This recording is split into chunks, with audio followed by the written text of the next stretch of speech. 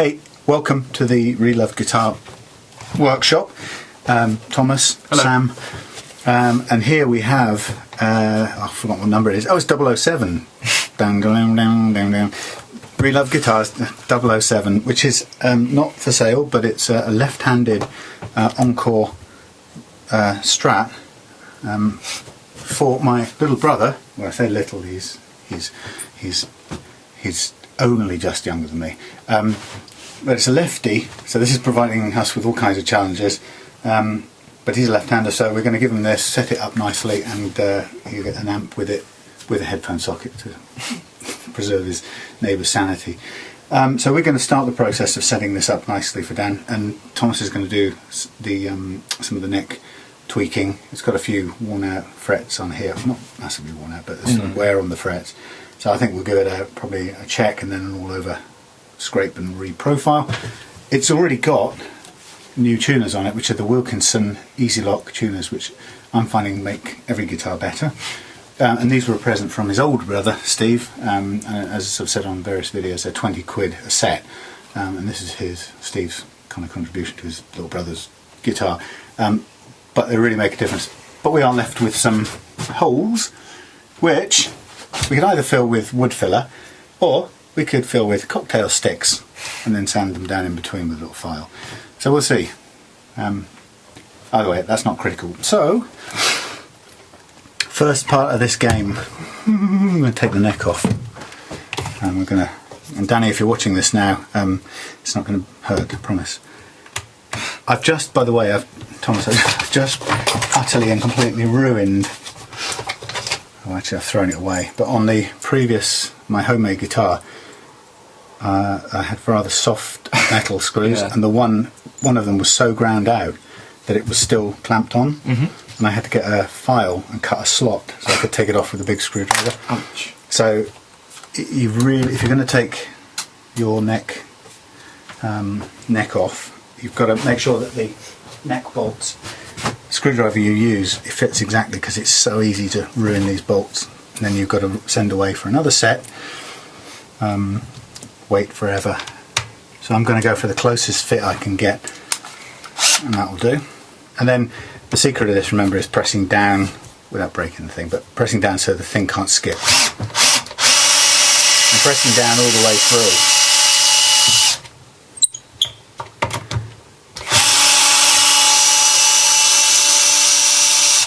So with this job, we're going to, this guitar is in pretty good condition, so we don't have any major fixes to do, but we're going to do the neck treatment, which means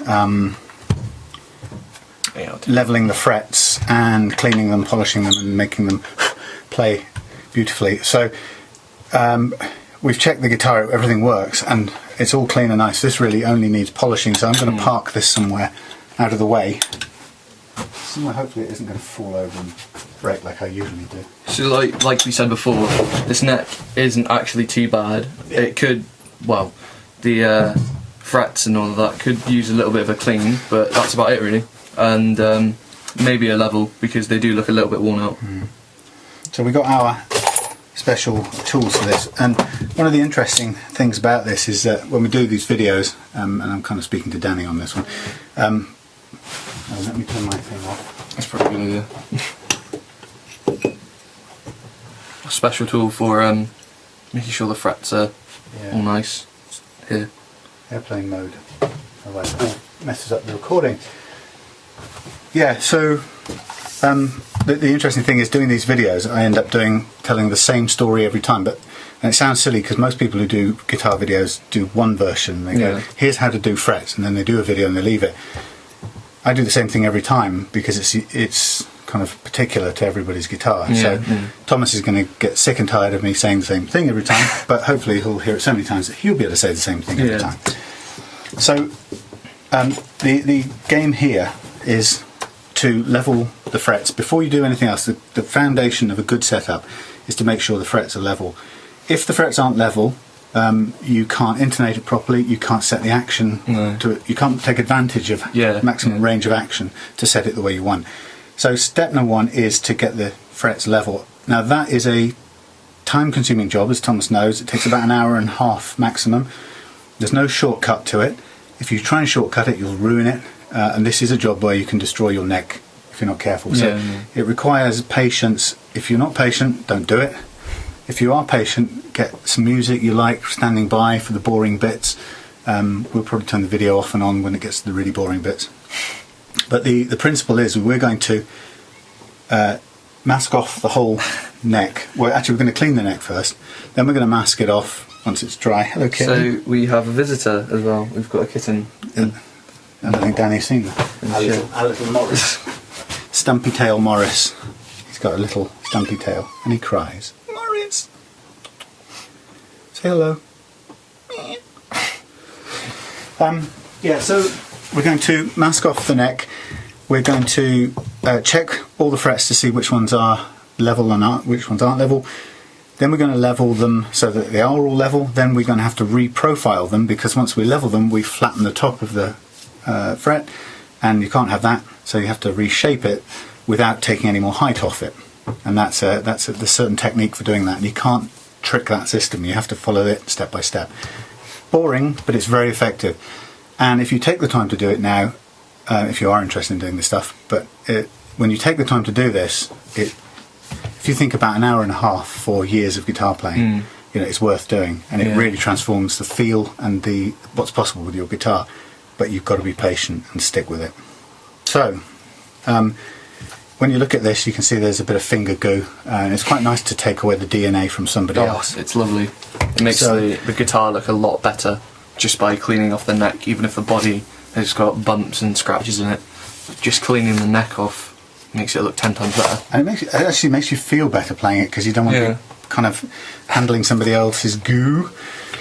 So we'll start with the cleaning bit. So Thomas has brought some water for the purpose. There are two schools of thought in this. You can either use wire wool, or you can use a very high grit paper. I think this is about 800 or something like that. We could use that, and when you do it, just do it really lightly. But you'll see the muck coming off, and I'll get my white cloth so we can. So you can just drip water up and down it. With your hands, chuck water on it. That's it. When people look at it and think, "Oh no, you're putting water on your guitar neck," I mean, don't forget your guitar neck is wood, and wood is mostly water. It's not going to affect the actual body, because in this case it's not connected. So yeah, that's right. It's not mixing with any electrics. So there's no problem.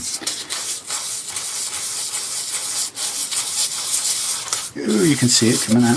It's horrible. So just get as much as you can out. If you want to get into the right into the edges, stick that inside your paper and use it's a little foam block.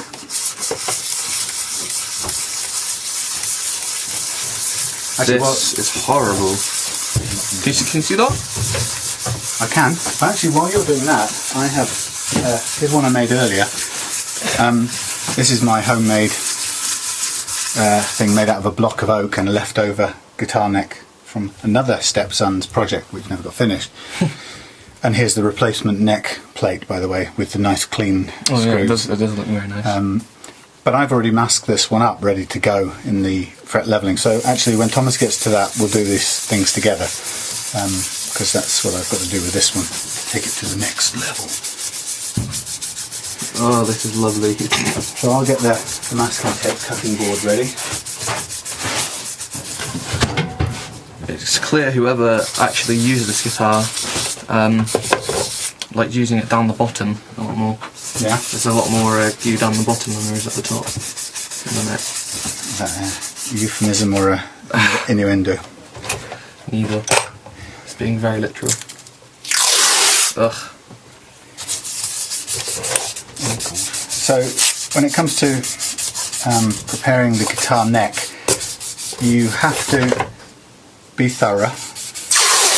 You need masking tape. There's no substitute. There's no other tape. Other tapes will put all kinds of goo on your neck, which you don't want on your fingerboard. So you got to show the camera the colour of the goo that you're wiping off. Well, no, to put it on the cloth and show show the skid marks. That's the neck so far. Yeah, so with the you've got to use masking tape, and you've got to be prepared to cut it into the thicknesses you need. For these frets down here, you can use single width bits of tape and double them over, but as the frets get close together, you're going to have to cut your masking tape in half, and then sometimes right at the end into thirds to make it work. So you've just got to be ready to do that. There's no quick way around it, there's no cheating. And if you do think you can get away with not doing that, you'll pay for it, because if any of your fingerboard is exposed, it will suffer from the process we're about to do to it. So overkill, err on the side of over masking it rather than under masking it. And safety over speed, yeah. Really. Yeah, you never thought you'd hear a teenager say that. Ugh. That's what's just come off of it. Yeah. Well, look, can get any more, do you think? Probably. Yeah, it's looking better already though. Mm. But you give it a good rub down. Innuendo or euphemism? Yeah, both. So while Thomas is doing that, I'm starting the process of cutting bits of tape ready on a piece of scrap wood. I've already done my neck on the other guitar, so that's ready to go. Have you got a special pen for Yep, later? it's all Yeah. in the special kit.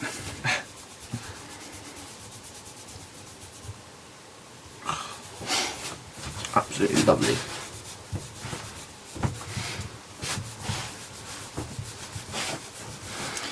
Yeah, That's second helpings. It's amazing how much does come off. Yeah. But once it's done, it's a completely different kettle of fish. And then we can let it dry out, and then if we want to, we can put a little bit of oil on it later on. Yeah. But we don't want to put the oil on now, because it will just make the masking tape fall off. I'd say to get the masking tape to stick on, it'll probably, you can see it grips around the other side of the neck, but it doesn't help if it falls off the fretboard itself, because it's too oily. Now there's one, if putting masking tape on, or cleaning the fretboard and then putting masking tape on is the very first step. The next step, Thomas, do you remember from last time, before we do any fret levelling, do you remember what is critical to do? This is when? Before we do any fret levelling, so the next step after this, there's one step that we've got to do that's really important. Not off the top of my head. Okay, I cannot well, remember. it's to adjust the truss rod in the neck to make sure it's level. Now, the truss rod won't be level when the guitar's got strings on it, because it's meant to have a bit of a bow in it, like a kind of a U shape. And when we take it off, it will probably straighten out somewhat. But we just got to make sure before we do the fret levelling that if it isn't completely flat, we do an adjustment to make sure that the neck is completely flat in its relaxed off position. Or in the case of this one, it's not off the instrument, but it's got no string pressure on it. So in both cases, we've got to adjust it to make sure it's flat. And then we'll be ready to do our marking and our checking our marking, and then our grinding.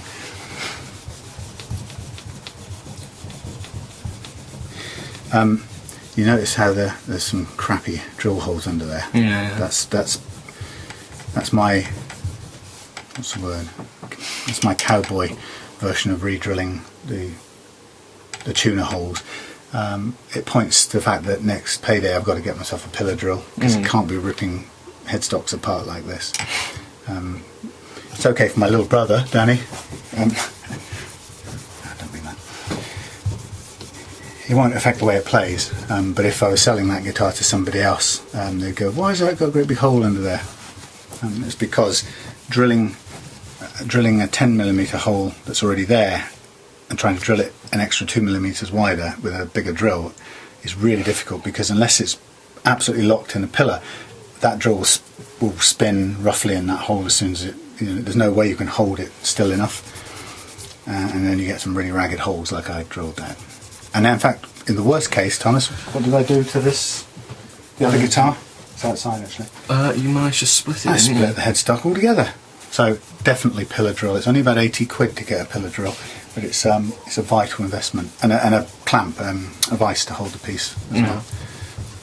See, that looks a lot better. Okay, do you want to give it a good toweling to dry the fingerboard down? You can use something like that. Get it as dry as you can, and then we'll put the tape on. While you do that, what I'll do is I'll go and get a pad and paper, because I always have to do my drawing, my fret drawing, which I usually end up doing on a piece of wood. Right. So the whole idea, as we've said before, the whole idea of doing all of this is to give the guitar a better feel to it overall. And unless you've played the guitar before, you won't know the difference. But for someone who's played it before and after, you can definitely tell the difference between what it played like and what it is now. And the first guitar that we ever did, we got it, and it was like I was very sceptical about us being able to make it better, because I thought, in the first place, it comes from a factory. They've got all the measurements and all of that, and you would have thought it would have been completely fine. But it turns out, by doing some of these simple but very important things, you can make it play 10 times better. And the rest. And the rest. Okay, nice. Yeah. That's goo free. Well, relatively goo free. Okay. As much as I could get it so So far. I've cut double thin down here, and all of these single pieces. Okay. So if you want to kind of go edge to edge, to edge, and get as close up to the edge as you can possibly get, but we don't want to over. Okay. We don't want to. Just make sure we don't run over the fret in anyway, because that will stop the treatment working, Doctor. Another point I remember the first time I did this, Sam saying to me, was you make sure the flat edge of these pieces of masking tape at the edge of the frets, so that it's got maximum efficiency, so it doesn't actually roll over the fret stop. Yeah, I think you can get lots of ways of doing a simple thing like that, but it is kind of important to make sure that you get it as straight as you can. It just means you won't get any, you won't have a problem where, I don't know, a bit of fret polish later on when you're using a Dremel or something to polish the fret. You don't want a little strip of kind of ground down fingerboard wood because you missed a tiny little thin. I mean, it wouldn't make any difference the way it plays, but if you're doing it for a customer, they might be a bit annoyed if they had a really nice, I don't know, maple fretboard. Don't worry about the edges of it, just use the straight edge and make sure it grips around the back. It's my OCD though. Perfectionism. Yep. You can see I'm building up a fine collection of crappy cheap machine heads here.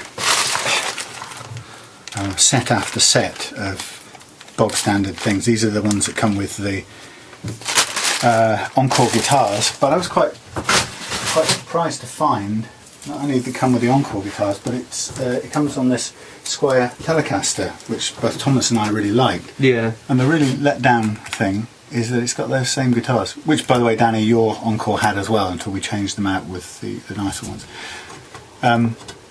But I think, Thomas, what I'm going to do perhaps later on today is take the ones off the 006, the monstrosity with the gaffer tape, for the now. The mummy guitar, and put the tuners on here. So I think Thomas and I both might have a sneaky suspicion that we might end up keeping the telly. Yeah, well, I hope not, but not because I don't love the guitar. I love relatively all guitars, but because we are starting to make a very big collection, as it were. Well, it's all good, because if we do this little plan maybe of having a stall in the local market once a month, it's a very, very good idea. Having a floating stock of about 8 or 9 wouldn't be a bad idea. Still, you need to buy a really, really bad one, and still got to, before and after them. Yeah, but I can't resist doing them up, so you're gonna have to put it in my room. You're gonna have to get one and put it in a room and not let me get onto it. I'll put it in the attic. So that one's going to need a second piece, even though it's almost there, but it will need one of these. I tend to put it up with the blade whilst cutting myself many times. Yeah, so the thing was interesting about having a stall wasn't really the idea of selling them, because actually selling them on eBay is quite good. As we've seen. Yeah, but the stall idea, the market stall idea was... to get ourselves known locally. Yeah, for selling good quality starter guitars, but possibly even more importantly for being able to do setups for guitarists who don't take the guitars anywhere else. So it'd be nice to have a little bit of rolling business doing just the setups, because actually it's kind of more profitable for us to do that than to buy and sell guitars. Although Sam doesn't have a problem with either. I don't have a problem with it. It's fun doing both. I think we're going to have to order some more masking tape from Uncle Sam.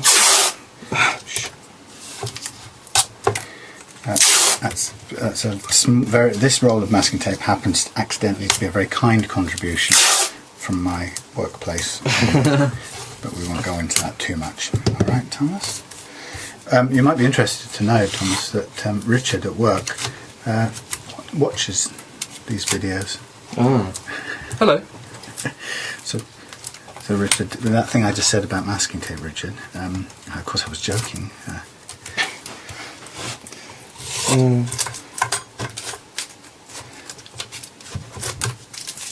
Okay. So actually, I had said that I did say that I was going to cut the video. So I will cut the video until we've done this taping up and come back to you. Welcome back to the fret leveling game on Danny's guitar. So hello Danny, if you're watching this. If you haven't got bored yet, well done. So as you can see, we are fully masked off, ready to go. And the first step is to make sure that the neck is level. So I'm just going to hold it up and do a quick look down the neck, and that is not far off. Have a peek. Of course, it's subject to gravity even as you hold it there, so it will be bending. Yeah, that's not too bad. It's not too bad. I have a feeling, to me, there's a tiny bit arched. So I'm going to give it a tweak with the Allen key of doom. So you really need to tidy that up. I know. Somewhere in here is the right Allen key. Did I brought it out already. Actually, that isn't the right one. This adjusts in a different place from all the other guitars. This Encore. That's interesting. Didn't the other one adjust up here? Yeah, they all usually do. Let me have a look at that. The telly does. Well, my brother's telly does down at the bridge. Down at the... what do you call it? I guess. Most of them, but the other Encores I've done... No. Well, who knows? I guess it's just well, anyway, something to do with the way. Yeah, some just do it one end or the other. I mean, my Squire Japanese jobby, that does it at the body end, and that's interesting because it makes the thing back to front. Oh no, we're left-handed, so the whole instruction. Oh, I have no idea which way to crank this. Do you? No. Wasn't left? If I remember correctly, left was bow. Should we just do it and look? End up having it. Well, I mean, it's almost like a Chinese puzzle. I can't work it out. So you can't. That's it. The moral of this Would is... it be different though? Yeah, it's going the other way. So I'm going to do a crank. I'm going to put this in and crank it half a turn and see what happens. No, you're not. Throw this on the floor. That's what I'm going to do. Okay, it's not a perfect fitting Allen key. In fact, it's shite. It's not the right one at all. We have to find one that fits. Always a problem when trying to do something specific is finding the right tools for it. In this case, because Sam isn't a very tidy person when it comes to his. I tools. I just have lots of tools in one place. That's what I've got. Well, you can call it that, but I can call it that. We'll call it that. That's my excuse. So I'm going to dig around in here, and I mean, actually, what the truth is this box I've got here is pretty useless for finding things. Boxes are not really good for digging around in. This feels it's too loose. It's something a bit bigger than that, but not much bigger than that. This is really not what I wanted to do with video time. Surely it would be this one, because it's bigger than that one but smaller than this one. It doesn't. It's too. This is marginally too big, so it's slightly smaller than that one. I'm just having to go through everything I've got now. Not that one. Little. No, too loose. So not slightly too big. Not. This is. I'm now gonna. If I can't find one that works, I'm now going to be resorting to a bunch of screwdriver heads that have Allen key fixtures on it. That sort of grips, but that's too loose. That's too big. I'm going to the bottom of the barrel now. The last few hopefuls. What about this one? Please make it this one. No. Oh God. It's not going to be those. They're too small. That one is too big, but it sort of fits. That one, sorry, that's too small, but it sort of fits. That's too small, but it sort of fits. Now, the desperate struggle when we go into the box of things that look like star-shaped things that we never use for anything else. Okay, hold fire. Sing a nice song or something. Keep Danny entertained. Yeah, about that. I'm not. This is not good. I'm sure this will keep him entertained. Not. That isn't even an Allen key. What's this? No, that's the wrong end. Oh lordy, please. No, that's the wrong shape. So if this would had gone to plan, you would crank it one way or the other, and bend today. There would be there's a metal pole, I'd say, inside the neck, That's right. which will, depending on the way you bend it, on this way we don't know. Excuse me. Yeah. It would either go that way, or it would go that way, which would eventually, if you went the right way, would level it off and make the whole neck flat, which is ultimately what you want with the neck. I cannot believe that we're going to get our efforts are going to be totally frustrated by not having an Allen key to do the job with. Oh Lord, this is I can't believe it. Surely it would be. Was the one that we used before way back when? Well, they're different, but they've got these two. That's the neighbours. Right, I have to concede. What a form of defeat. And the thing to remember here is, if you don't have the right tool, don't go messing into it unless I can find something that will fit this during this little search. Then I think we're going to have to accept. Yes. Gee whiz. Okay, now what I. Oh, shut up. Honestly, really. Okay, what I'm going to do is I'm going to get. What do I need? I need a screwdriver that I can turn this with. It's not the best thing to turn it with, but it will do for now. It's the best screwdriver in the world, that. Love it. Okay, so let's go. I'm going to do this counterclockwise, and I'm going to put my thumb here so I can see how far I'm turning it. Bloody hell, that's solid. Okay, half a turn counterclockwise, and let it recover a little bit. And while we're doing that, I guess I'll put all this crap back in here. It's ruined my nice little white work surface. White. Well, it was white, but now it's rusty. Yeah, Thomas, you're right. I'm going to have to go through this box and clear it all out. You shall. And also, some way or other, I'm going to need to mark up this particular Allen key. Okay, so what did I do? I did anti-clockwise. Anti-clockwise, half turn. So on this, anti-clockwise has put relief into the neck, which means it made it dip. Yeah. So yeah, they go, so you want to go the other one in there. No, it's that's right. It's still a little high for me. It's still a little proud. So it needs more relief. No, well, it did, but now if you look down there, it's now got a tiny little bit of Oh yeah. Yeah. So if I go a quarter turn clockwise now, that should be about right.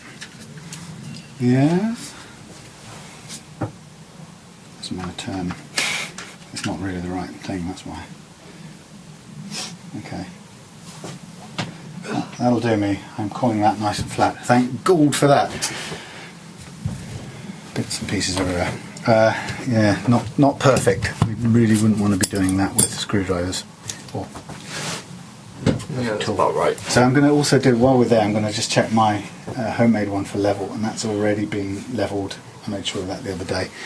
So we've got the two guitars. We'll start off with Thomas's, and then I'll do mine in the background. Thomas is doing different bits on his. So this next part of the job is quite simple and it's very logical. It takes a long time though, because you have to thoroughly search, and that means going over each bar quite a few times. Yeah. So I've got what we need for this is a couple of things. We need a soft nibbed permanent marker, because we're going to mark not only the frets, but we're going to mark the masking tape as well, where we found some high points. And the principle of the high points is this, right? We use a what's called a fret rocker, and the beauty is that's high tech because we had to pay for it in the guitar stores. And if you had a credit card, which this isn't, but imagine that's a credit card, you could also do it with the credit card. And the purpose, all you have to do is you have to get a straight edge, and you are putting your straight edge across 3 frets. And when you put it across 3 frets, you are basically checking whether the middle one is high or whether it's too high. And you do it by trying to rock the level surface backwards and forwards. Now, if you can rock it backwards and forwards, for example, what it means is, if you can hear it clicking, it means that the middle fret is too high. If they're all even, you won't be able to rock it. Okay, so it has to be over 3 frets, and that's why you have 4 different sizes on this piece. Because as you go down the neck, he might be here. He's heard all this before, but you might not have done. As you go down the neck, the frets get closer together, so you need a smaller surface to do the same thing. If you're doing it with a credit card, that's good for the wide bit down there. That's good for the middle, and you would just want to cut a little bit, slice off your credit card, preferably one you don't use. But you could do it. So without spending loads of money, you could do it with a credit card, old credit card. So Thomas is going to check each fret. You can't do the first one, you can't do the last one, because there's nothing either side of it. He's going to check all of these, and he's going to mark where he finds a high spot. Sometimes it's not all the way across the fret, and he's just going to put a big stripe across the bit that's high, and then he's going to mark alongside it, either side, with the masking tape as well. Also, a thing to remember is, after you've levelled each of the frets, you want to go back over it again, because sometimes once you've gone over a bit, there's always either a little bit left, or because you've gone over it, you've created another bit. Yeah. So you're never just checking once. You're checking at each stage of the way. So straight away. So I might, while he's doing that, I might try and do this with my low-tech tool. How far I can get. I haven't got much work surface here, but I found some.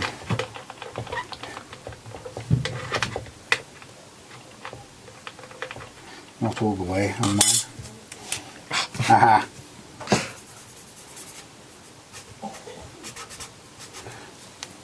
Okay.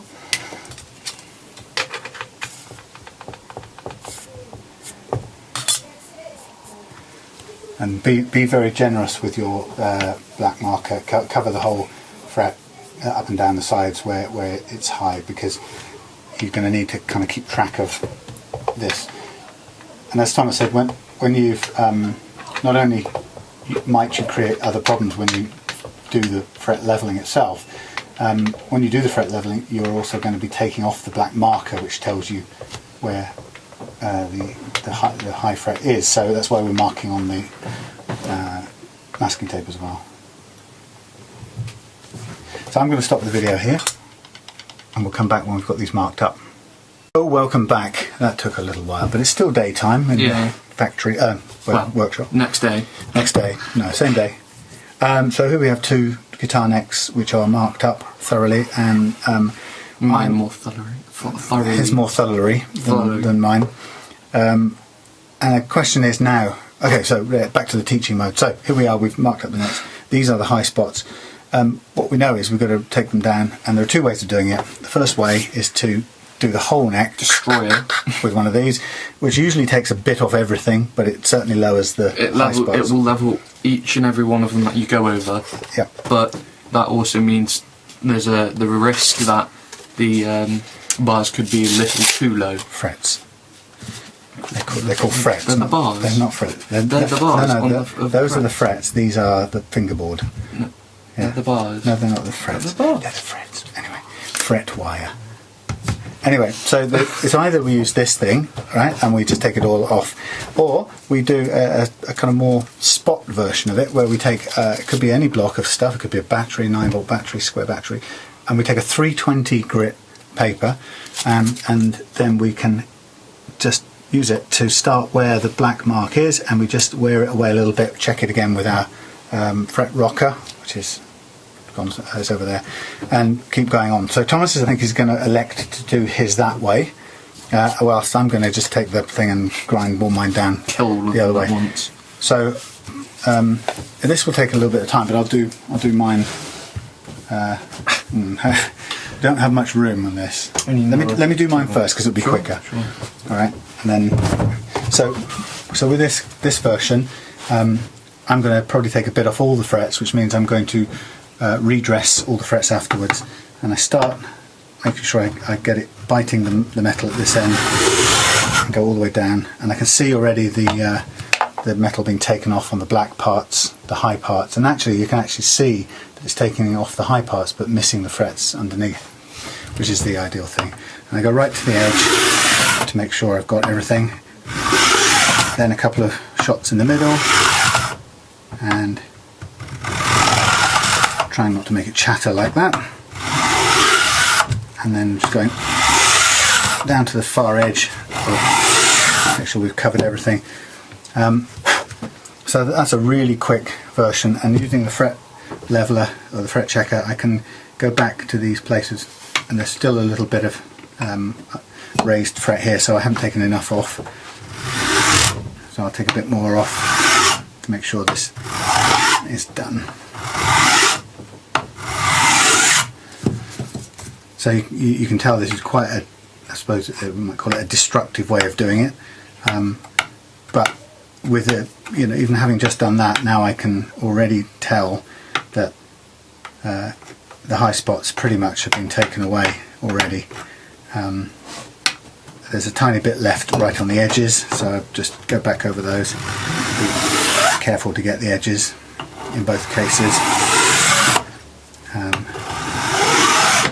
And I'm going to stop there, because I can now go and do this checking part of it while Thomas gets on with his version of fret leveling. So you saw how quick that version was. This one's going to take a lot longer than that. Yeah, and actually what I might suggest on this one, just to give you, there's a potential of a lot of bend on this neck when you're doing it, so maybe you want to just put that under there, stabilise it. That's Sam being very cautious, cautious. So while Thomas is doing that version, I'm just going to check the bits that I've already done, and yep, they're all feeling good. No, there's still a bit more there. Oh, damn it. So the principle that Thomas is working to, and I am, both of us really, is we're conscious that you can always take a little bit more off and you can't put it back on. So the key thing about doing this is when Thomas is doing it, notice he's just doing a couple of pushes with a medium bit of pressure, and that is enough to take down that high spot. And if it isn't, don't go harder at it, just do it several more strokes at the same sort of pressure. There you go. That's sorted. Brilliant. So that's the idea behind this one, which is a lot. It takes a lot longer, but it's more specific than just taking everything off. Well, what I've done is I've created a job now where I have to reprofile every fret on this fretboard, whereas Thomas is only going to have to reprofile the ones he's actually worked on, because the rest will still have their original nice rounded shape. So you see how quickly I did mine, but the downside of mine is I've got to do more reprofiling than Thomas will have to do, and that's just, that's the downside. So it swings and roundabouts. I probably prefer to do the reprofiling than to go after each one individually like that. I'm quite comfortable with the reprofiling job. Which is where we differ really, because that I just find tedious after a while. But you will get better at it with time. That's the main thing. So in my case, since I'm going to have to do every single fret, I'm going to I have to then put, once I've done the leveling bit, I'm going to now redraw marker pen on the top of every single fret, because I'm going to need to reprofile them all, and having marker pen, a new layer of marker pen on the top of the frets that I'm going to reprofile, is a really vital part of helping me know what progress I'm making on reshaping the frets. This one's really long. I had to do it quite a few times. This was, I think, a kind of key moment for me in learning how to do this, was watching a guy on YouTube, a guy who's quite well known for importing and doing reviews on Chinese copies of famous guitars, like particularly Gibson's, and he buys a load of them. He's called Chinese Guitar Skeptic, and actually the reason he's called that is when he started it, he was kind of dead against it, and then he actually found out that some of them were really, really good quality, and some were really rubbish, but some were so good he became a bit of a fan. But I remember watching him one day doing a fret leveling job like that, and he did it with a credit card, and he did it sitting on his sofa with a piece of sandpaper and a credit card, and then he had a couple more bits of finer sandpaper to polish it off and touch it up at the end. And I really liked the fact that it was so casual, and it wasn't some big hoo-ha, and he didn't have to have millions of pounds worth of tools from the American luthier supplies store. So I think gave me the confidence to have a go at doing it the way Thomas is now doing it, and before I had a fret file, and it worked, and I was really pleased to be able to. Something nice about being able to do it with low-tech tools, and most of this stuff we're doing you can do with a low-tech version, and you just need to be patient. That's the main thing. So Thomas is slowly grinding away. So I haven't been watching the time here, but I guess what do you reckon we've done time-wise? Maybe an hour, maybe an hour and a half. Okay, yeah. So we're probably just somewhere just past the middle point of this process. So you can see it's definitely not quick. And so I've never had to explain it actually, thankfully. But if somebody did say to me, "Why are you charging X amount of money for your guitars on eBay?" This is what I mean, I don't have to explain it because they can see it on the videos, but this is why. There is no quick way of doing this, and it's probably a good 3 hours of our time to do the whole thing. Yeah, and not just that, also the fact that when you get one of these new, they're how we get them, they're really bad. Constant amount of problems that the companies overlook. So a brand new guitar might come out at, say, £95, and we sell them for, I don't know, maybe 100 or something, or maybe 70, depending on the type of guitar and what it is. And they will ask, why would you sell it for close to the new price? And it's because that the guitars we get are either so time consuming because of the amount of problems, or they just play better generally afterwards. And that's the selling point. They're actually better than when they've got a few more chips and scratches, but they're actually better than when you get them new. Yeah, because we've done the work that the factory or the shop usually doesn't do, and some shops occasionally do, and some factories might do on the really or custom shop might do on the really expensive guitars, but generally speaking, it's not. So I'm going to just draw what we're about to do next. So. This is my This is his favourite part drawing. of the whole thing. Okay, Shit.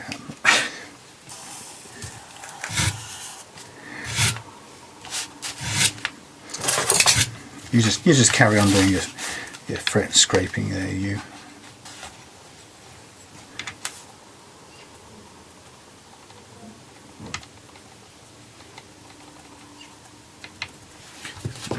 That one's a bit evil.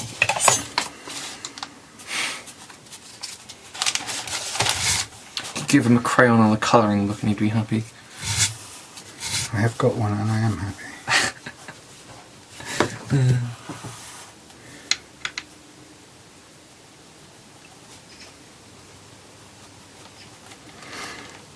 Okay, so here's my quick version of what we're doing.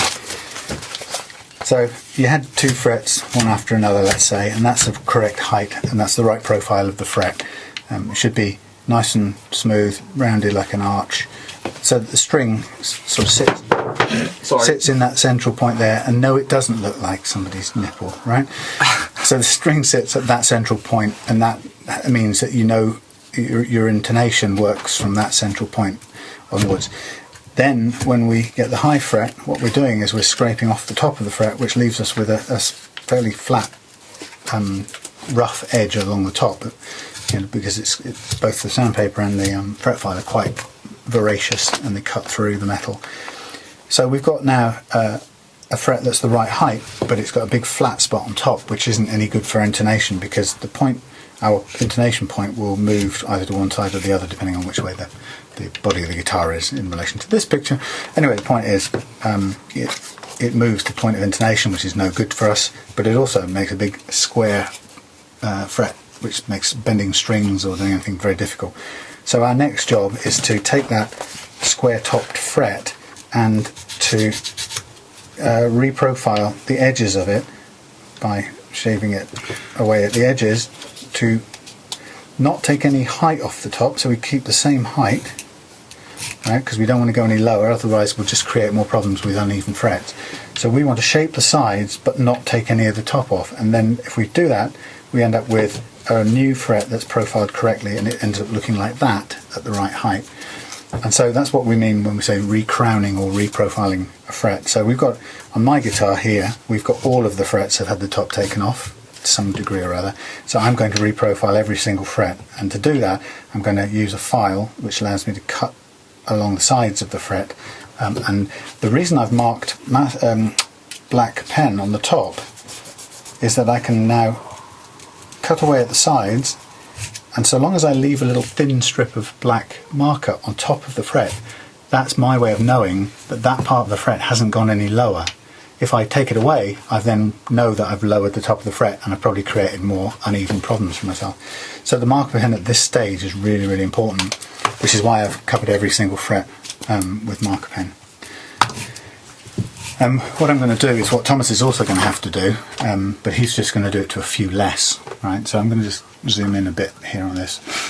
So what I'm going to do is I'm going to take the I don't know what it's called, crowning file, and it's a 3-sided file with one of the edges softened off, ground off, so it's smooth, and that means I can put that edge on the masking tape here without damaging the wood. If I tried it with a sharp edge, it would cut through and damage the fingerboard. And so what I'll do to a fret is I will start with this. I'm going to use these edges, and I'm going to start with this surface, flat surface, pointing directly upwards. It's evil. And I'm going to come up to the side of the fret I'm working on, and I'm going to start just rubbing backwards and forwards, taking away the black marker, and I'm going to gently turn the fret over so I start coming towards the top of the fret, but I'm going to stop before I get anywhere near the top of the fret, partly because if I don't, I'll slip over the top with a file and scratch, make more scratches on the top. But then I'll change to the other side, start level, and then tip over towards the top that side. And what I'll get, if I'm careful, is I'll get the sides shining where I've taken metal away, which is what we want to do there with the shaded areas. But I will have left the thin layer of marker on the top, meaning I haven't touched the top. And that's what I'm going to do to every single fret in this lot here. I would probably put on my old folks glasses. I've got a couple of pairs of them knocking about. Thank you. To do this, so I'm and I'd probably start from one end or the other, so I'll start at this end today. And so I'll start and I'll just press against the side of the fret. This is why it's also good not have masking tape going up the side of the fret, because now I'm cutting straight onto metal very gently, and I can see, because I'm looking up close, I can see a shiny edge developing on the fret, and that means I'm grinding a little bit of the side of it away, which is just what I want to do. And I'm watching it as I do it. It's very precise, and you've got to be very patient. And it's very light. I'm very light-handed with this. I'm not pressing too hard. I'm just doing it enough to get a shiny face on the fret. I'm going to stop, cross over to the other side, start upright, feel it bite a little bit, take away the black marker pen on this side, and then gently tip over whilst running backwards and forwards. So I'm cutting away. I can see the shining edge of the fret coming towards the top now, and I'm taking all the marker pen off except for that little line on top. When you first do this, you'll probably leave about 1 millimetre on top, because you'd be frightened of tipping over and scratching the top any further. And 1 millimetre on top is far better than the big flat surface it had before. So I could stop there, and that's... another piece, please. Yeah, sure. It's dead. Where was I put it here? Okay. Yeah, so even 1 millimetre width is a much smaller flat spot than we had before. So it's an improvement, and then we can work on that with sandpaper without too great a risk of going any lower. So my job is then to go down all the frets in the same order, and this is the bit I always recommend you have your favourite music or a radio or whatever you want to listen to keep your mind off what you're doing, because this is time consuming. But you've got to get this right. This is, if you're tempted to give up or rush it, this is the bit where if you rush it now, you'll have wasted your time doing any of the fret leveling you've done. So you've got to think of the long term here. I've got this monster fret bar. Fret bar. So you just want to patience, and OCD is handy at this point, because you'll be perfectionist and you'll stick with it long enough to do it. And if you really feel like it's not working for you and you can't concentrate, or you're worried you're going to do a shortcut or mess it up, take some time out, go and do something else, and come back when you're more in the mood for it. It's worth it. This is the guitar that you're going to play all year round, or people are going to play and enjoy playing. So I've done 2 of those, and I've only done probably about 10 of these in my whole life. So it doesn't take that many before you build up the confidence to do it, and it becomes pretty familiar and quite second nature-ish. There we go.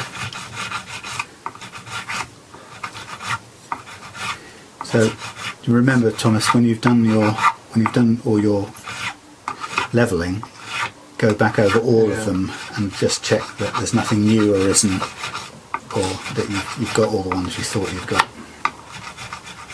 Difference between me and you is I do it on the go, and then I'll do it again to double make sure W, however you can say that sentence.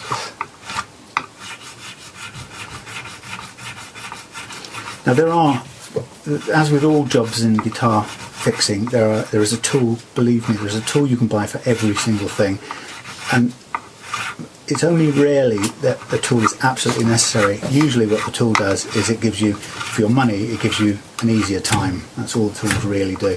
You can pretty much do everything else by hand, but if you're doing a lot of this, it comes to a point where having a tool might make a lot of sense, because it's just quicker.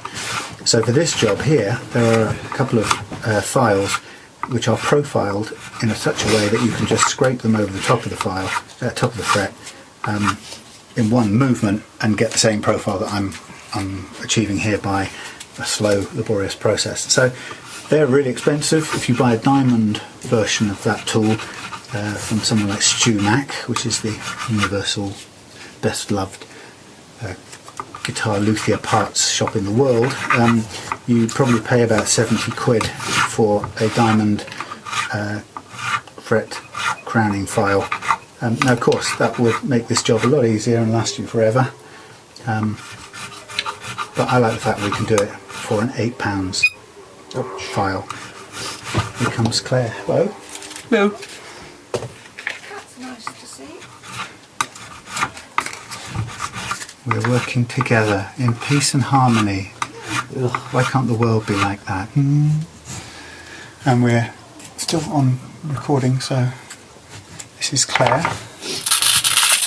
Oops, who makes all of this possible by her loving support and the supplier of fruit. I bring the grapes.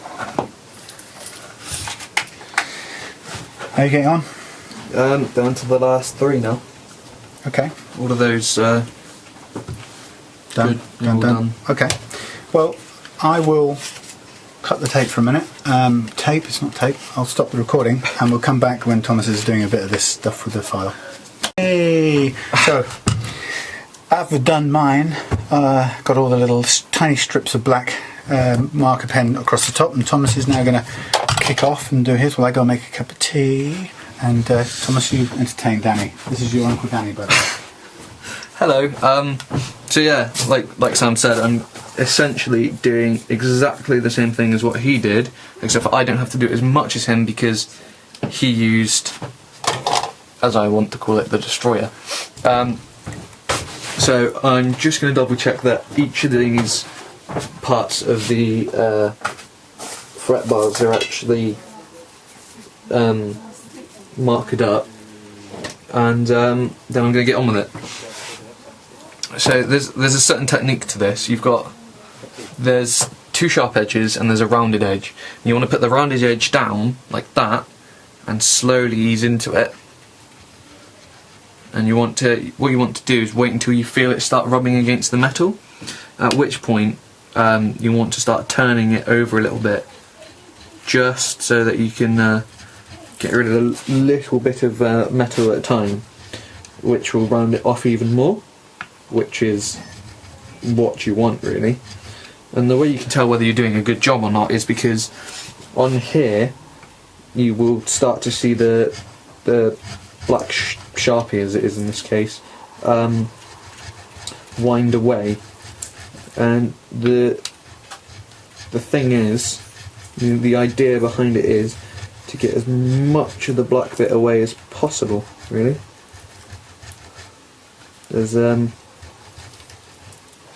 only really the case of if you go over the top and remove all of the black, it means you're cutting into the fret, which means you have to re-level it again and do the whole process all over, which is rather annoying. Fortunately, I've never had the problem of doing it. So yeah, that's essentially the whole point of it. And it also, what it also does as a side effect is it brightens up your fret bars. It doesn't. It just brightens them up a bit, and you'll start to see like scratches on it, obviously because you're filing it down. But that's okay because we'll fix that later on, because we're going to use some more of the sandpaper stuff, hopefully. I don't know whether we will do that this part of the video or not, and we'll go over it, and then we'll take the masking tape off and give it all a polish. And you'll see, if you go back and look to the first part, you'll see the difference of the board compared to what it looks like now, and it'll look a lot, well, speaking in the future, you will see that there's a drastic improvement in the sight of it, because it won't look as horrible.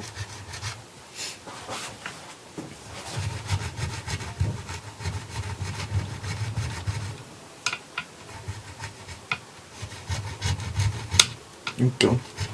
If you do manage to do what I just did there and clip it over, you want to stop straight away, because you've got a risk of either it hitting over and going onto another one, but also taking the top off as well. Bye Yumi, that's our other kitten. That just entered and left. So yeah, it's quite a boring and tedious process, but it's quite important because it means your frets are played better, really, and all your strings are better. And the whole idea of leveling the frets is, as Sam mentioned earlier, the intonation and everything will be done better. But also, on some guitars, what will happen is the strings will buzz, and that's because the top of the fret is too high, so it hits the fret bar, and it will buzz. The string will buzz against the fret, which is not a very nice sound to hear when you're trying to play a nice tune, really. And all the guitars in our school that I'm at all do the same thing. They all buzz because the frets are too high, the intonation's all wrong, which is why I love to come home when I'm feeling the mood and playing guitar and play on the guitars we've got here, because they play so much better, and I can tell the difference now if I pick up one of these guitars to one of the ones in school, because I've played both of the guitars, and once you get a very bad one that's possibly broken and shoddy and hasn't had any work done to it, and you play one of these, you can completely tell the difference. It's absolutely worth doing all the work to it, which is lovely to know, because people think that because they're such small things to do, they're not very important. Just keep giving my hand a rest there. So yeah, as you can see on Sam's homemade one, he had to mark all of it and do every single bit, and the only real advantage of that is it shines better. On this one, it's a lot more accurate, and it's a lot less likely to have the frets go flat on them, which will happen if you go over on the black too much.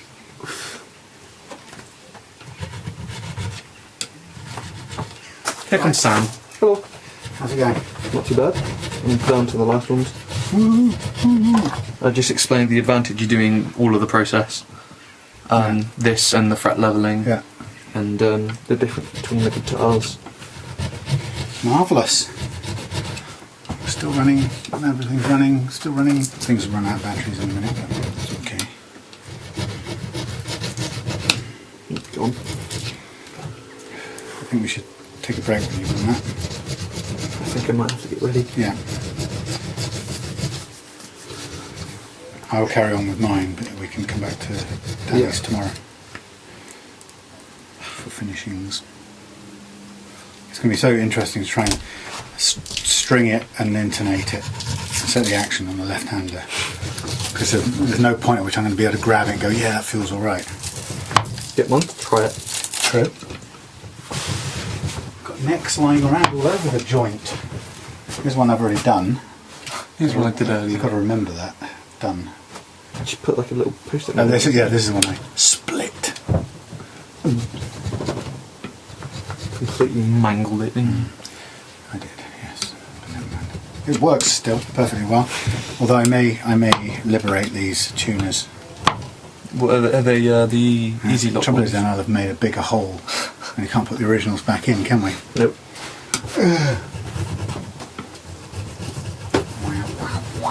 I think we use that to show the problems. Yeah, show how not to do it.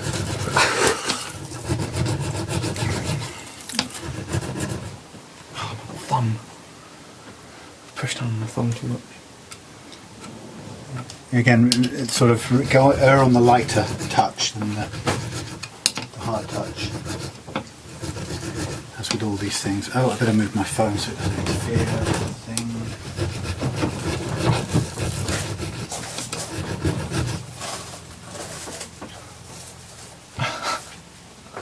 What? Yeah, just walking outside for no reason. Yeah, no, I put my phone outside so, did you? So it doesn't go da-da-da-da-da-da-da-da. Sorry. Yeah, but I'm losing track of parts now. This belongs to This one.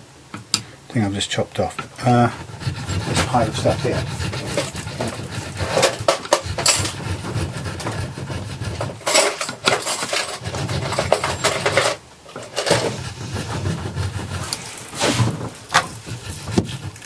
Hear the sound outside of Claire stripping down another guitar, which I made a bit of a It's for Sam's failed home project. pig's ear out of. It's kind of a Frankenstein moment, that one. It's alive! And it actually does look like a guitar that belonged to a mummy. If they had guitars at that point. It was a nice colour. I would like to have done it that colour, except I wouldn't again try and do it on top of gaffer tape. There we go. Oh, the gaffer tape was a nice colour. It was. Everything except doing the two together was nice. Which I chose to do. So that's that done. Alright Dan, just before we zip off, Tom's going to go to footy. Yeah, we got a nice load of little level rounded off edges. Cool, cool, cool. Ready to go for our next bit, which will be the sandpaper and progressively lighter sandpaper and then polishing treatment, which gives you the fun payoff moment where you unveil it and go yes, but later. Alright, See you later. Bye.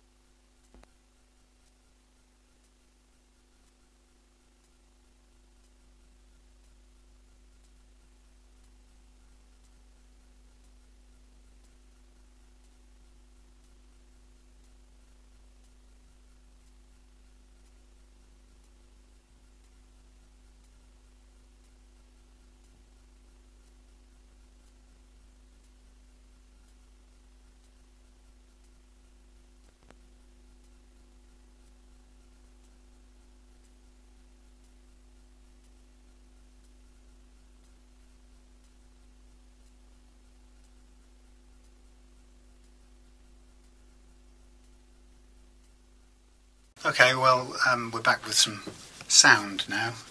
World of the talkies. That wasn't great. We ran out of batteries on the audio part of things, so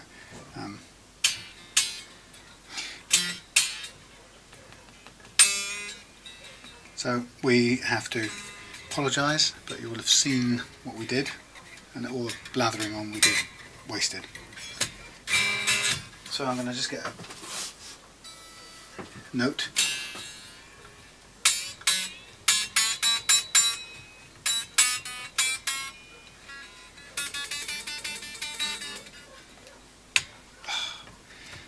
Oh, this thing is not...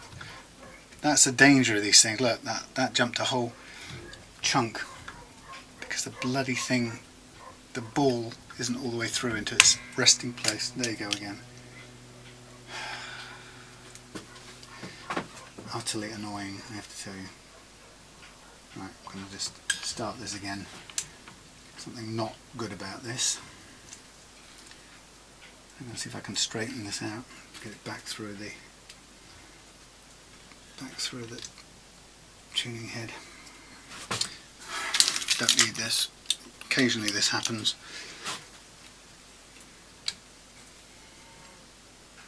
But we now got a bent wire and we have to work with, and very little leeway to work with. So if we can't get this through, or we have to get this through and then hope that it locks on. I want to try and tune this. I can't now use the benefit from the second hole, which is the benefit of these tuning heads. I'm just going to have to do it with a single, lock it on as best we can with this one.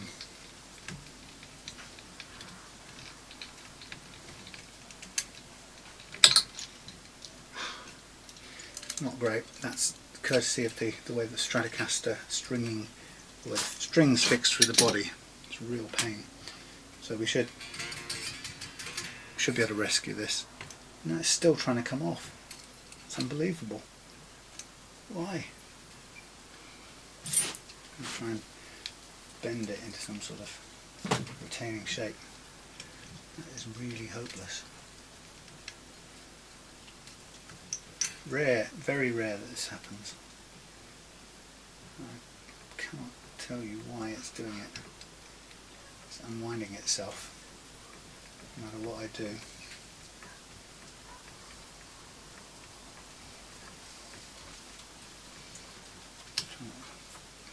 Trying to find some way of locking it into place so it doesn't come out anymore.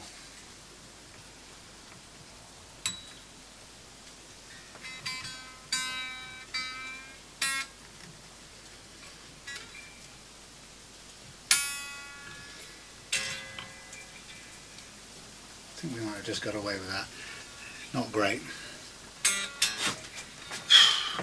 Occasionally when you get string slipping like that, ends up costing you a string, and I've only got one more complete set, so could have done without throwing that away. Okay, so the first thing about putting on the strings is that they'll always slip to begin with. They'll go out of tune as soon as you put them on. So you can be when you do put new strings on, expect that to happen. You'll need to gently tug them to let them bed in. And you'll want a reference tuning.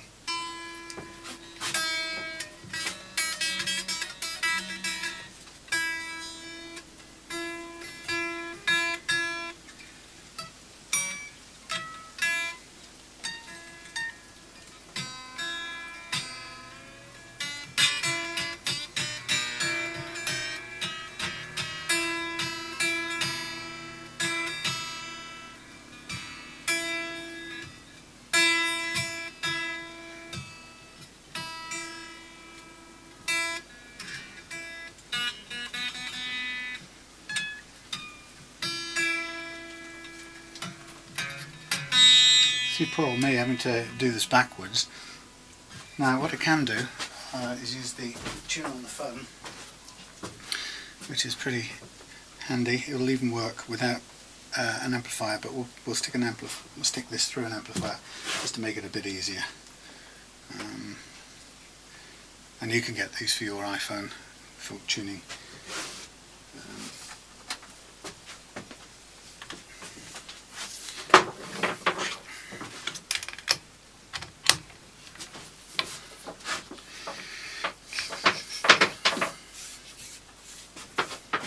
Straight into this without the pedal in the way.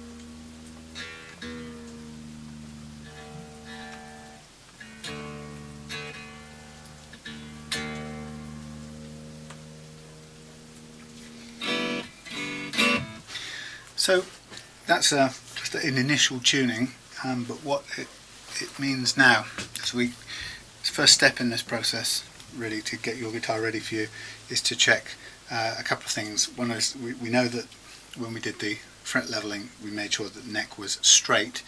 I'm just going to unplug this for a minute. We knew the neck was straight, and now we're going to just check it again to see if it's got the right amount of relief in it. It's clear. Now at the moment that's still pretty straight, which is not what we want in a sense. We want a little bit more bend in the neck than that. So, this is a cunning guitar. Truss rod lives down here, out of reach. How did they manage to do that? The truss rod is out of reach of human hands with all the plastic on. You can't actually get to the truss rod while this thing's strung up. Isn't that rubbish? Wish I'd have known that in advance, Dan. That's because it's left-handed. No, that's because some idiots designed this particular model. Trevor Wilkinson, I hold you personally responsible. Well, hello. It's sort of in the middle of a poor setup. It's proving to be quite difficult. I went to sleep. Yeah. Polly was lying next to me on the bed, and Morris was curled up too, and he fed from her for absolutely ages. Right. And it's sort of almost obscene because he's nearly the same size as No, I had a cat that did that once when his mum got pregnant again, and we had her spayed. Spayed? Is that the right thing? I don't know if yeah, and so she was kind of getting ready to have babies again, and he sensed that, and he was fully grown, and he went kind of got. What? I wonder if she's still making milk, or whether it's just a comfort thing. It was very sweet and quite intimate moment. Right? And she licked him to within half an inch of his life. She washed his ear and his head and the side of his face for ages. Family moment.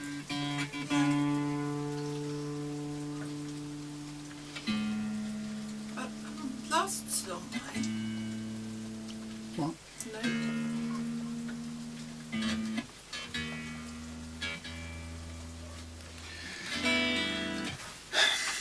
No. That's a pain in the what? Phone? What about the phone? Oh, it's a bit. Danny, I'm going to pause this and come back to you when I've figured out what the hell I'm going to do with this adjustment here, which looks like I have to take this scratch plate off in order to adjust the neck. Many guitars, most in fact, a lot of, not most, but many guitars have the adjustment right down here so that you can adjust it once you put the strings on. Occasionally they have them down here, but they have a little cutaway so that you can get a screwdriver in past this bit. Unfortunately yours has a truss rod that's adjusted that's down here, and having just put the neck back on, as you saw, it now is hidden by the scratch plate, so I can't adjust that without taking this whole shebang and loosening it, but I don't think I can move that much out of the way without slackening the strings. Yeah, it's just a bit of a pain. We won't have to do it very often, i.e. just the once, but so we'll stop there and we'll figure out how we do it a bit later on. It's so hard to work those fiddly controls. Hello! Welcome back to Reloved Workshops in the heart of rainy Devon. Thomas is going to finish off Danny's Encore guitar neck, and so one of the things I've been doing is, oh god, I've used all my stuff down there. Right, one of the things I've been doing is starting the fret polishing process, and maybe with too lighter grade of paper, so we're getting to the end with nice shiny frets, but still with grooves in them. So they're shiny but they're still grooved.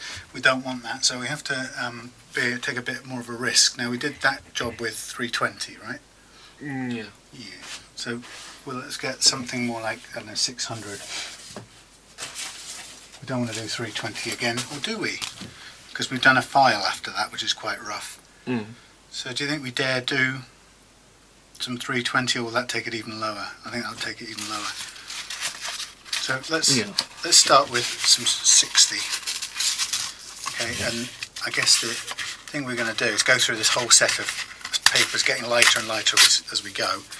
And at this stage of the game, what you're going to do is just start with your fingers and just go over the fingerboard and take off all of the black marker pen that's left, right?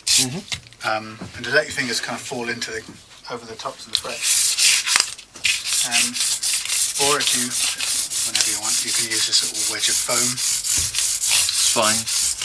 Yeah, that's alright. So the idea is to keep it even across all the frets, because even if you do take it down a little bit, we'll take it down the same amount all round. I've got a bunch of wet, glossy paints here which I'm going to use. I'm going to wash these as well. But they're great, these micro mesh things, highly recommended.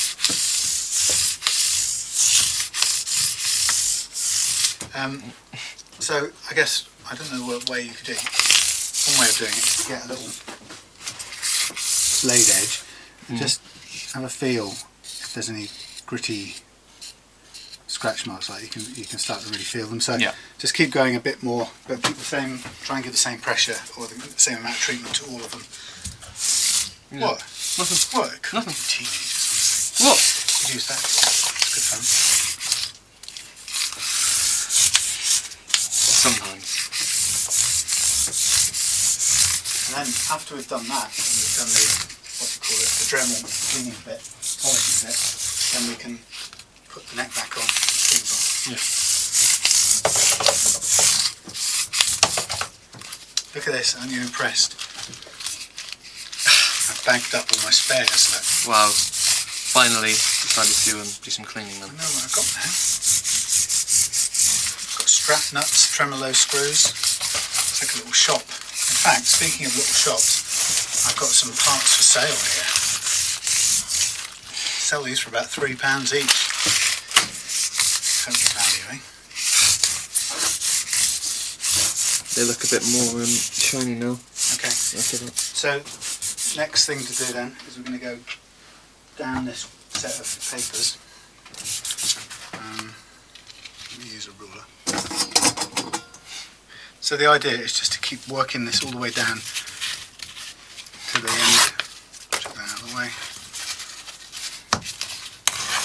So you want to go down through, step through those 5, one after another, and just give it a good thorough, even pressure all the way around.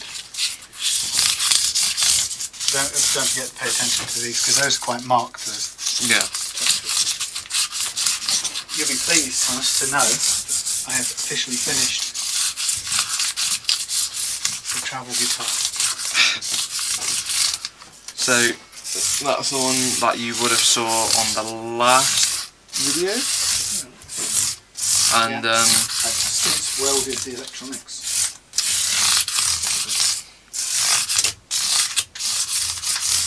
You are going to be impressed. It sounds quite nice.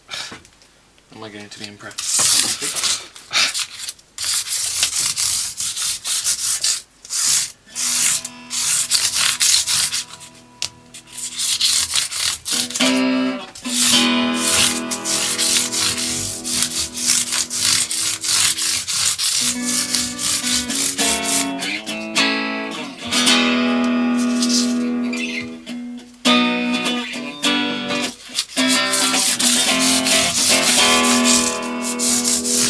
Button works. Oh. The volume works. Like, I'm surprised. I had to fix the pickup because the Chinese Wilkinson was already broken. Okay, with my compressor on.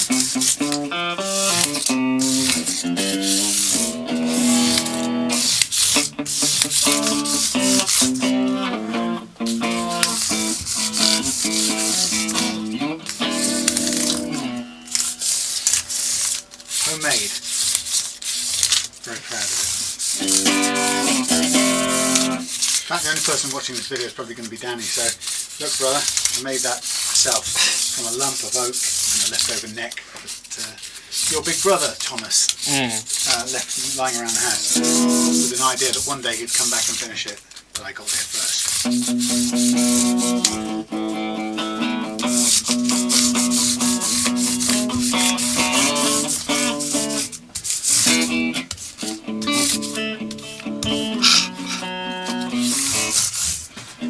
So if you compare that to earlier, or whenever, the fret bars have actually got a lot more cleaner and more shiny, as your hands progressively get darker as you do this.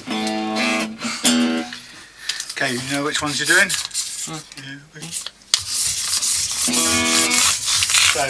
yeah, very first ever made guitar, and what's really great about it is putting the pickup in and stringing it up.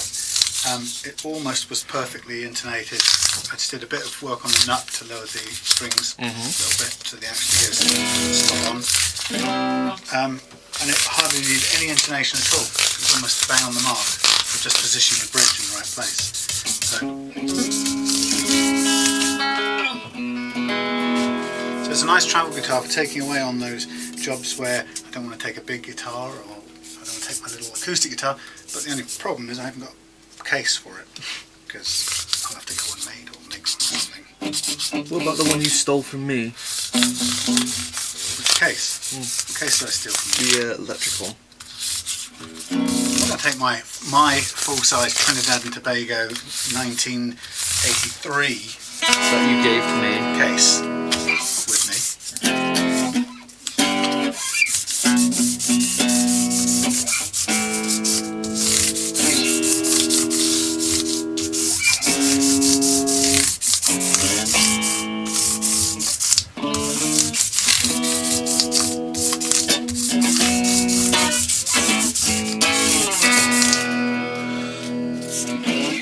Two more left. Before you start those. Before we start these.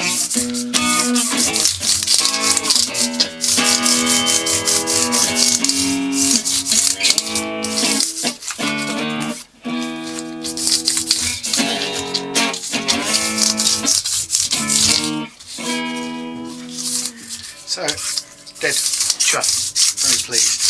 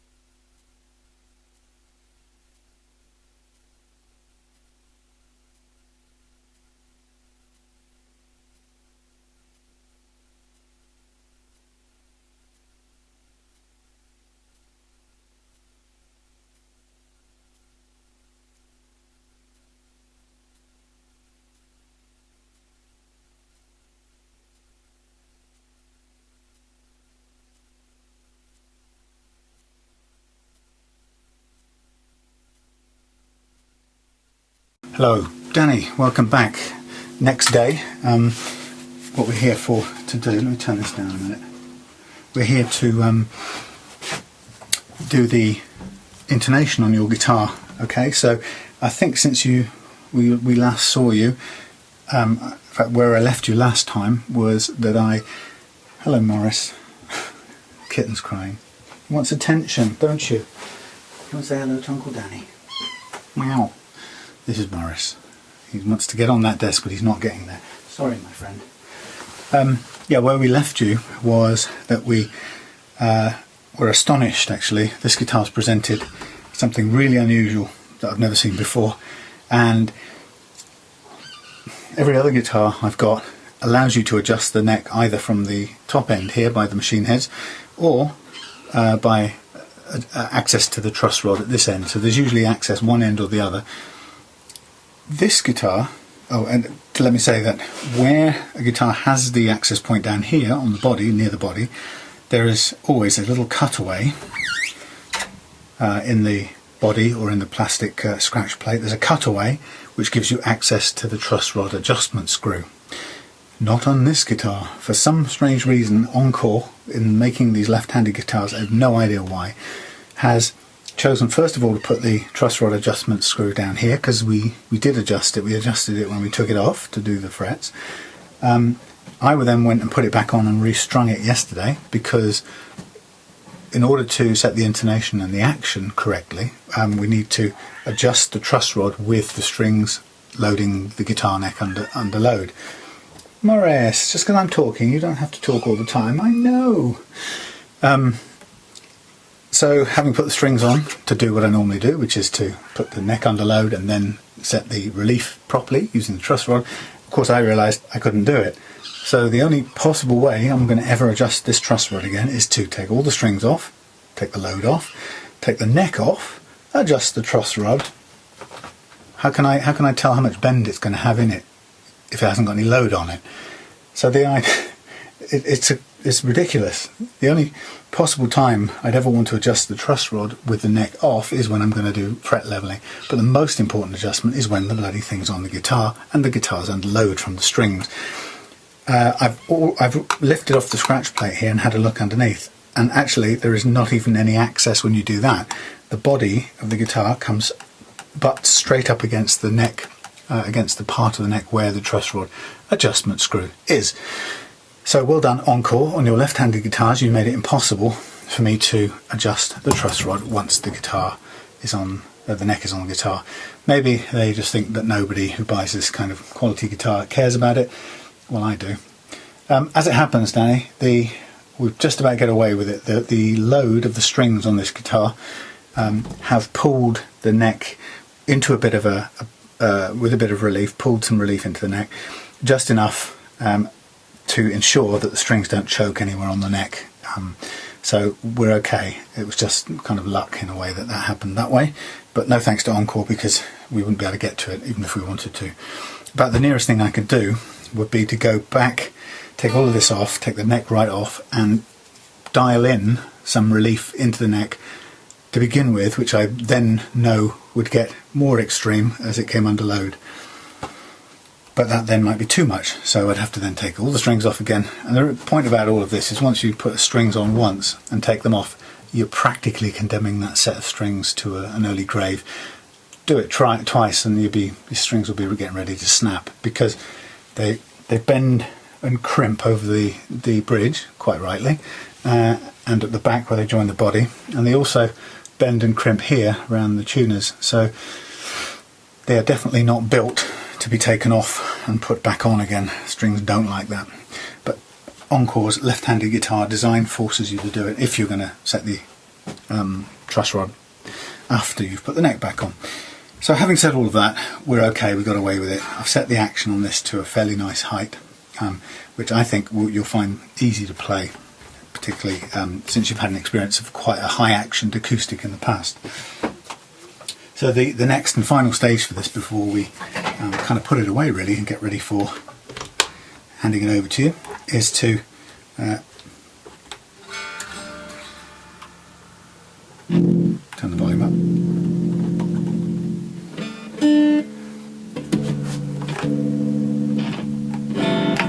dust in there, but that's not a problem. It just makes it a little crackly when you move it. So what we're going to do is we're going to set the intonation on this guitar. Now, I've just done this on another video, but I'll repeat it for you because it's fun. And you'd like this because it's mathematical, right? So you can tell that there is a formula that dictates the rate at which these frets get closer together to each other. Now, it's not just random, obviously. There's a formula, and that formula is dictated by designing this neck for a notional scale length of guitar, and the scale length refers to all intents and purposes, the free length of the rotating string between the nut and the bridge. So, to help manufacturers, there are one or two main, maybe two or three actually, main scale lengths of guitar in common use. So that you have the Fenders and Gibsons, which are slightly different, but the Fenders scale, the typical Fender Strat scale length, which this is built to, is a nominal 25 1/4 or something inches. But the good thing about a manufacturer defining that is it means that anyone can make a neck, because you feed in that scale length into your calculations and into your formula, and it then tells you how far apart the frets need to be to make the correct musical intervals for that scale length, i.e. that kind of guitar. So we don't need to know what the formula is, but the scale length of this guitar has obviously gone into the number crunching and has produced a neck with frets that are spaced at a decreasing rate, and the rate is governed by the scale length of guitar which they're intended for. So, having said that, the scale length is a notional length, and each one of these strings can be adjusted to a slightly different length. They all share the same start point here at the nut, but the bridge down here has 6 individual saddles, one for each string, and you can set each of these lengths individually or independently of the other. And there's something about the characteristic of the string thickness means that while 25 1/4 inches is the nominal scale length, or a notional idea, which dictates how the neck is built, in reality it varies from that by a millimetre or two. And how you set that for each guitar can be done by using a combination of using a tuner and the harmonic notes on this guitar, and a screwdriver to make adjustments. By pulling the bridge backwards and forwards, we lengthen or shorten the length of the string.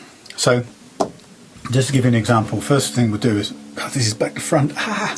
We'll tune the string.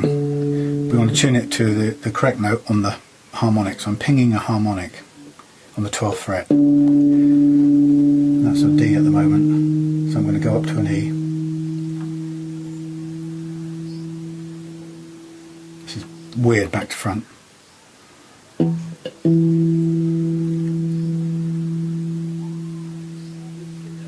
So I'll stop at that. So I'm getting an E, approximately an E, when pinging the harmonic.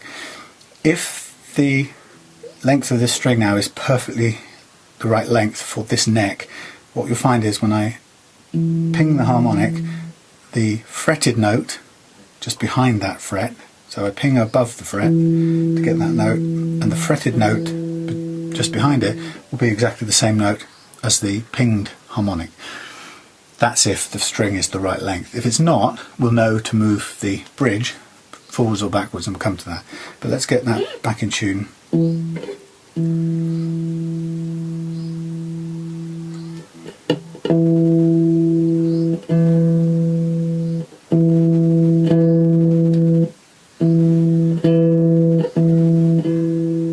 That's pretty much spot on, which is interesting because judging by this longest, shortest. Okay, yeah. Judging by this, we've got quite a bit of adjustment to do on the other ones then. But let's do it one by one. So 12th fret harmonic, fretted, close enough. Next one. I expect this one to be out by just by looking at it. So we're going for an A here.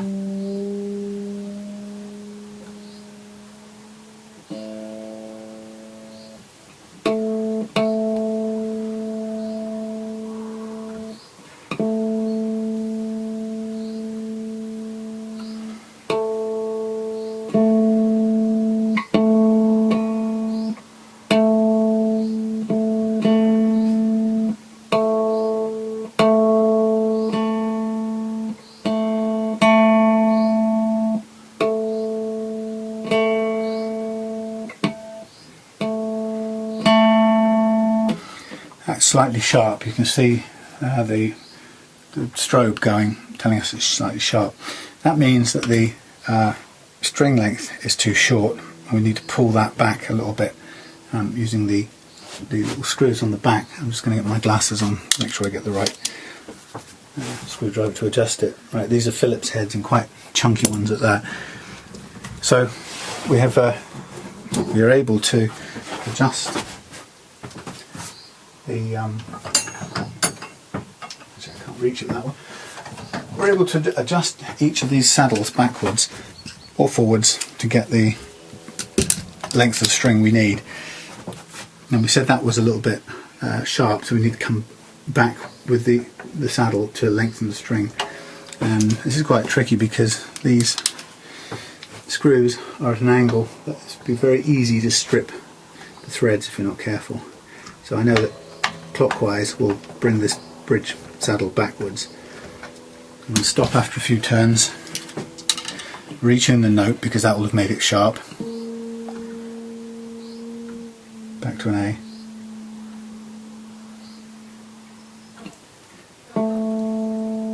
Perfect.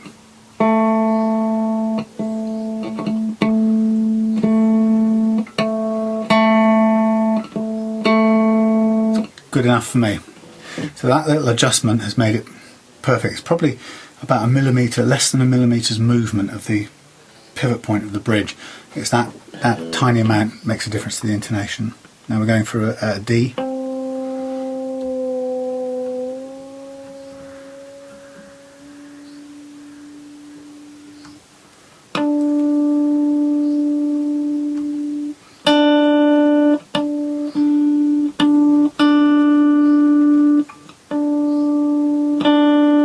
Pretty good. I can live with that. Now we want a G. These strings were new on yesterday, so they've detuned overnight on their own. Which they'll do for a while until they're bedded in. You can expect that. For example, you see this is sharp of a G, above G, higher than G. Give it a tug. Flat by miles.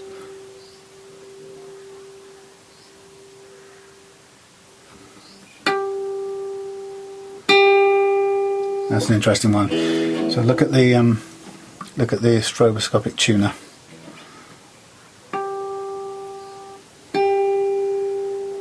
Significantly sharp. You can hear it as well, but the visual gives you a more accurate.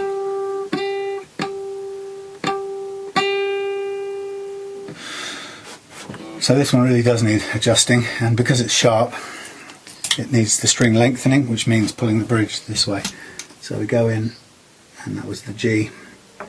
So we go in and wind this up quite a few turns.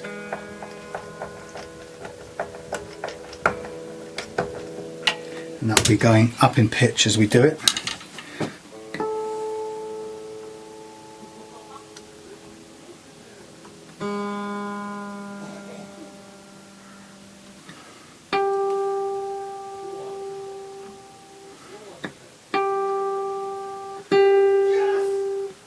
Football on the TV.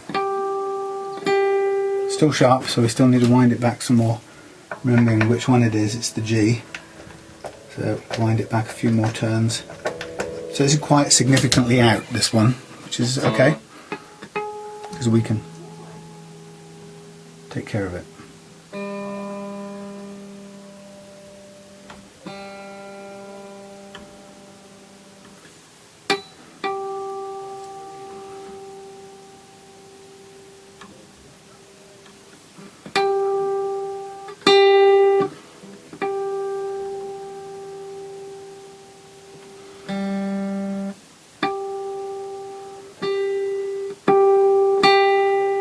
Still high.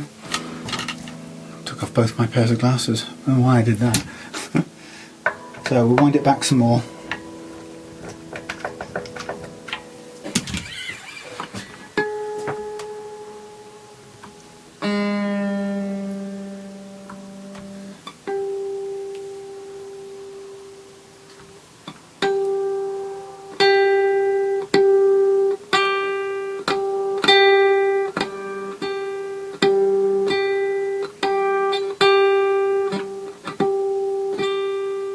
close. Could it get away with a couple more turns? Again, it'll go sharp.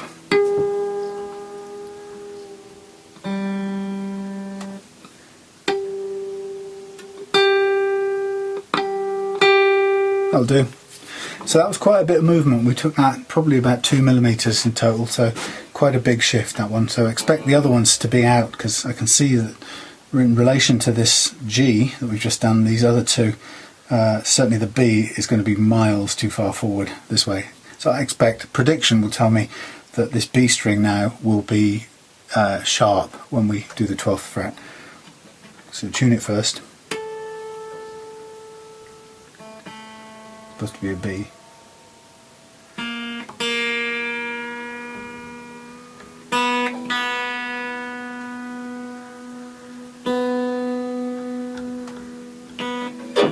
Shut everything else up.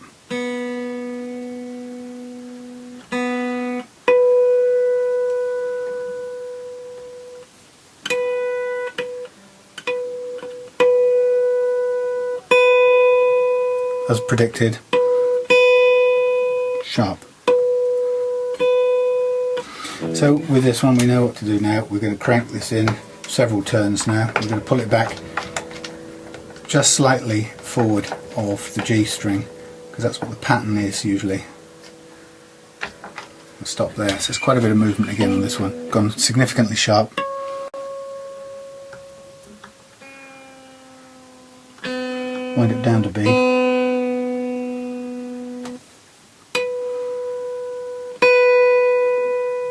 That'll do, pretty spot on. You could pretty much do this visually after doing it a few times, but we're going to just do it the proper way. Always good to be sure.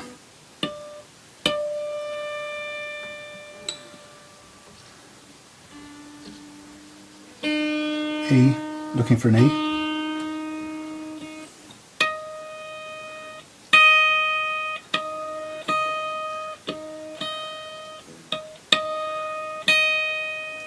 Fractionally too short, so we'll crank this one back a couple of turns as well, retune it.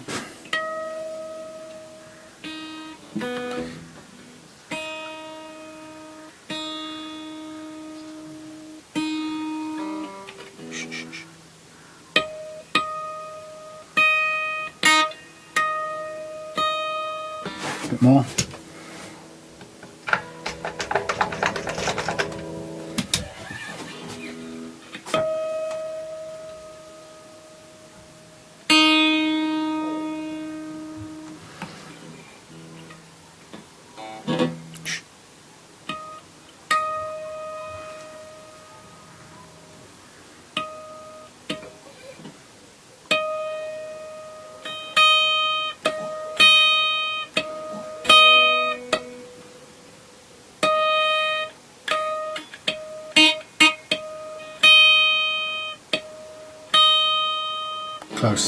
Close enough. Okay, and we'll just tune these all up. Oh, I can't play a chord on this, Danny. It's hopeless. You have to take my word for it. So just looking at this now, we've got everything in order. This will be your amp as well, by the way, this cute little thing. I'll show you how it works when we see you. But this is done. So this is your guitar with a little bit of neck relief naturally in it, no thanks to Encore. Just enough so that it will play without buzzing the strings. The action set pretty nicely all the way through. This will be one hell of a lot easier to play than anything you've played before, courtesy of Reloved Guitar territories. And that's it. So hope you've enjoyed the edification that came with seeing your guitar take shape. I'm going to go away and store this in the spare room till it's time to come over in a few weeks' time over to Torquay and set you up.